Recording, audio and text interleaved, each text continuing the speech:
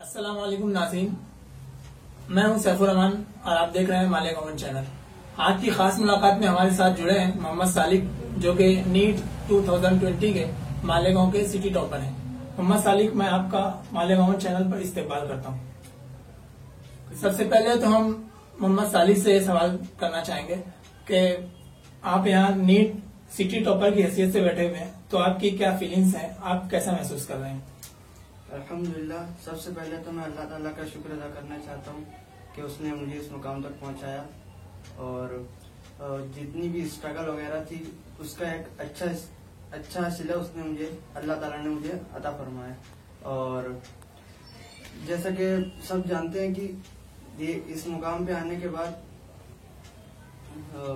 इंसान के अंदर थोड़ा सा ईगो टाइप आ जाता है। उसको मैं अल्लाह ताला से दुआ करता हूँ कि वो मुझे उससे बचाए और इसी तरीके से मुझे सारे मुस्लिम तलबा को कामयाबी अता फरमाए। आप हमारे नाज़रीन को ये बताएं कि आप किस तरह अपनी तैयारी किया करते थे, क्या आपका रूटीन था, आपकी क्लासेस वगैरह किस तरह हुआ करती थी? फर्स्ट ऑफ ऑल तो 11th-12th मैंने मालेगांव से किए, 11th मैंने DTI स्कूल से किए और 12th जो है progressive English medium and junior college से किया। तो 11th एंड 12th में मैंने मतलब बायो के फिजिक्स और केमिस्ट्री के इंडिविजुअल ट्यूशन लगाए हुए थे, जिसमें बायो में मैंने इफ्तिकार खान सर के वहाँ के ट्यूशन लगाया हुआ था, जो किला में बायोलॉजी का क्लास के नाम पे। वहाँ से मुझे बहुत काफी सपोर्ट मिला। 11th-12th तो वहाँ से मैंने की और साइमल्टेनियसली वहाँ पे नीट की बैच वगैरह लगाई, जिसकी वजह से बहुत ज्यादा मदद मिली। और फिजिक्स के लिए मैंने बादशाह के पास लगाया हुआ था, उनसे भी बहुत ज्यादा मदद मिली। और केमिस्ट्री मैंने अब रहमानी रशीद सर के पास लगाई, उन्होंने भी बहुत सपोर्ट किया। पिछले साल मैंने बायो में अच्छा खासा स्कोर किया हुआ था, लेकिन फिजिक्स केमिस्ट्री की वजह से थोड़ा सा मैं रिपीट रह गया, इसलिए 450 पिछले साल आई थी मुझे मार्क्स। उसके बाद मैंने जब एक साल रिपीट किया LN मुंबई इंस्टीट्यूट से किया, यहाँ पर काफी अच्छे असातिज़ा थे और जो बायो में स्ट्रॉन्ग पॉइंट मेरा था उसकी वजह से मुझे इतनी ज्यादा मदद मिली कि फिजिक्स केमिस्ट्री में ज्यादा कंसंट्रेट कर सका और जिसकी वजह से ये आज माशाल्लाह इतना अच्छा रिजल्ट अल्लाह ताला ने मुझे अता फरमाया। अभी आपका 629 इसमें मार्क्स मिले हुए, तो इंशाल्लाह आपका तो गवर्नमेंट सीट पर हो ही जाएगा। तो किस फील्ड में आप अभी एडमिशन लेंगे और आगे चल के PG वगैरह में आपका किस फील्ड में रुझान रहेगा?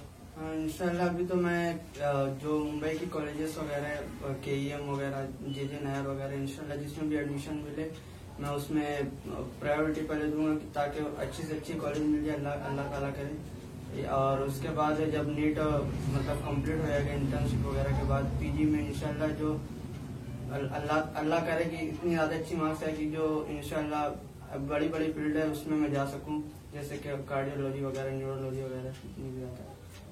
आप अभी जो यंगस्टर्स तलबा आने वाले हैं, आप उनको क्या मशवरा और क्या पैगाम देना चाहते हैं?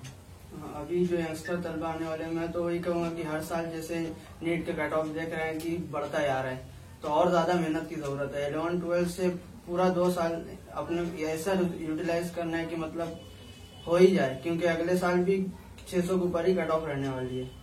जितना भी है मतलब स्कूल, क्योंकि मालेगांव में अभी स्कूल का रुझान ज्यादा है, तो स्कूल प्लस कोचिंग वगैरह, उसके बाद स्टडी टाइम टेबल मेंटेन करना बहुत बड़ी बात है मतलब।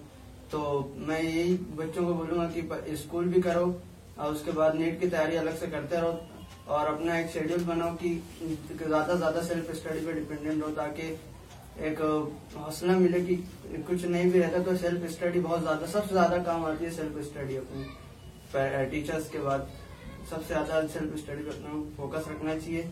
और 11th-12th में बोर्ड के अलावा बोर्ड में मतलब मार्क्स अच्छे आ गए, लेकिन नीट में ज्यादा अच्छे मार्क्स है, उसके लिए NCERT जो है बुक उसको प्रेफर करें ज्यादा खास तौर से बायो की NCERT,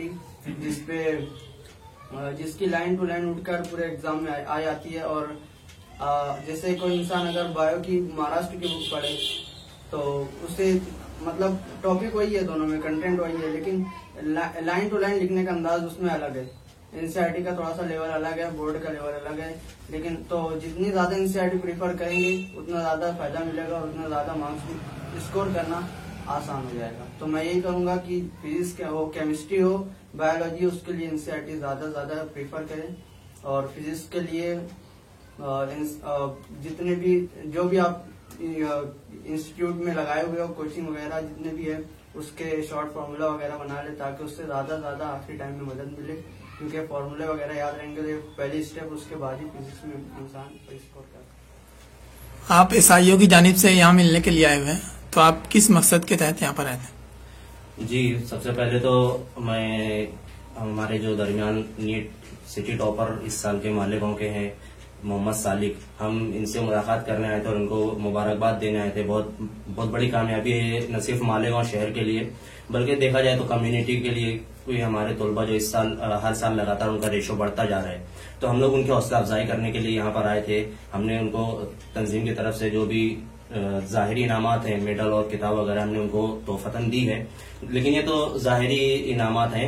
हम अपनी तंजीम की तरफ से इनको इसलिए आए थे कि हम लोग कंटिन्यू कोशिश करते रहते हैं तंजीम की तरफ से कि इस तरीके से मुस्लिम तलबा की रहनुमाई हो, हर तरीके से उनको गाइडलाइंस प्रोवाइड किया जाए, चाहे स्कॉलरशिप हो और सेंट्रल यूनिवर्सिटीज हैं और एंट्रेंस एग्जाम्स है, बहुत सारे एंट्रेंस एग्जाम्स हैं, बहुत सारी यूनिवर्सिटीज में कोटे खाली रह जाते हैं, हमारे तलबा को पता नहीं रहता है। तो हम लोग लगातार कोशिश करते रहते हैं कि इसके जरिए से लोगों में एक रुझान पैदा हो कि वो भी आला तालीम की तरफ जाएं।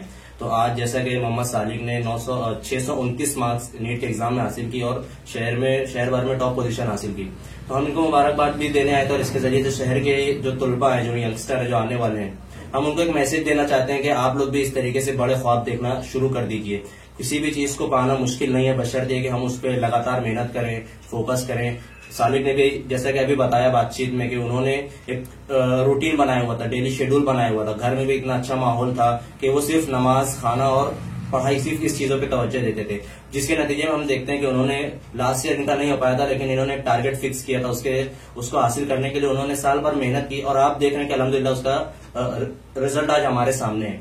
तो हम एसआईओ की तरफ से इनकी हौसला अफजाई करने आए थे और बहुत अच्छी मुलाकात रही। हम अल्लाह रब्बुल इज्जत से दुआ भी करते हैं कि इनके जो फ्यूचर है, इनका जो नेक्स्ट जो प्लान है कैरियर को लेकर, अल्लाह ताला उनको तमाम मराहिल में उनको कामयाबी हासिल करे। जो भी परेशानियां या मुश्किलात का इनको सामना आने वाला है, अल्लाह ताला उसमें इनको साबित कदम रखे।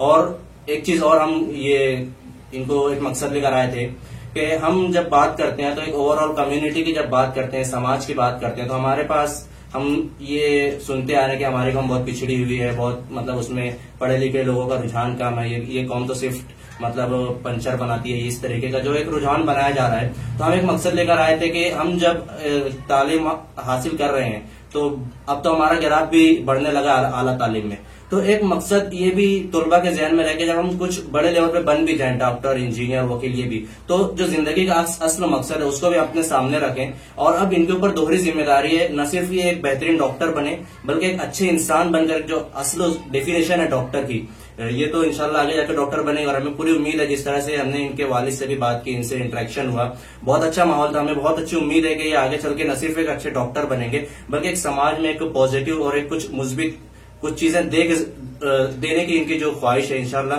वो देने की कोशिश करेंगे। तो इन्हीं तमाम मकासद को लेकर हमने हमारे सदर मुकामी वक्कास आमिर और हमारे साबिक मेंबर मोहम्मद तारिक भाई और दीगर मेंबरान की एक वफद की शक्ल में हम आज यहाँ पर आए थे और इनकी हौसला अफजाई की है। अल्लाह रब्बुल इज्जत से दुआ करते हैं कि अल्लाह ताला इन्हें आगे मजीद कामयाबी अता करे।